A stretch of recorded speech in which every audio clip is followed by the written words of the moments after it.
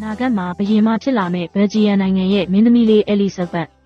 သူမကတော့လှပယုံတင်မကပဲစစ်ပညာနိုင်ငံရေးပညာတွေနဲ့ပြည့်စုံပြီးဟာဗတ်တက္ကသိုလ်မှာပညာသင်ကြားနေတဲ့မင်းသမီးအဲလီဇဘတ်ပဲဖြစ်ပါတယ်။မင်းသမီးအဲလီဇဘတ်ကို2001ခုနှစ်အောက်တိုဘာလ25ရက်နေ့မှာမွေးဖွားခဲ့ပြီးလက်ရှိဘုရင်ရဲ့သားသမီး4ဦးအနက်အကြီးဆုံးသမီးဖြစ်ပါတယ်။ဘယ်လ်ဂျီယံနိုင်ငံမှာ1990ခုနှစ်ကမှအမျိုးသမီးတွေလည်းထီးနှင်းဆက်ခံခွင့်ရှိတယ်ဆိုတဲ့ဥပဒေအသစ်ကိုပြောင်းလဲခဲ့တာကြောင့်သူမဟာမောင်လေးတွေရှိနေပေမဲ့လည်းတရားဝင်ပထမဆုံးနန်းလျာမင်းသမီးဖြစ်လာခဲ့ပါတယ်။အနာဂတ်ခေါင်းဆောင်ကောင်းတဦးဖြစ်လာဖို့အတွက်သူမဟာငယ်စဉ်ကတည်းကပညာရေးကိုအထူးဂရုစိုက်ခဲ့ပါတယ်။ဓာတ်ပြင်သစ်အင်္ဂလိပ်နဲ့ဂျာမန်ဘာသာစကားလေးမျိုးကိုကျွမ်းကျင်စွာပြောဆိုနိုင်ပါတယ်။သူမဟာဗြိတိန်ရဲ့အောက်စဖို့တက္ကသိုလ်မှာသမိုင်းနဲ့နိုင်ငံရေးပညာဘွဲ့ရရှိခဲ့ပြီးလက်ရှိမှာတော့ကမ္ဘာအကောင်းဆုံးဟာဗတ်တက္ကသိုလ်မှာပြည်သူ့မူဝါဒဆိုင်ရာမာစတာဘွဲ့ကိုဆက်လက်တက်ရောက်နေပါတယ်။ပညာရေးတင်မကပါဘူး။သူမဟာဘယ်လ်ဂျီယံတော်ဝင်စစ်တက္ကသိုလ်မှာလည်းတစ်နှစ်တာကျမ်းတမ်းတဲ့စစ်ပညာတွေကိုတန်းတူရင်ပေါင်းတန်းသင်ကြားခဲ့ပါတယ်။ရွှွန့်တွေတောတောင်တွေထဲမှာတာမန်ရဲဘော်တွေလိုပဲလေ့ကျင့်ခဲ့ပြီးလက်ရှိမှာတော့စစ်တပ်အရာရှိအဖြစ်ကျန်းသစ္စာကျိန်ဆိုထားပြီးဖြစ်ပါတယ်။အသက်18နှစ်ပြည့်ကလေးက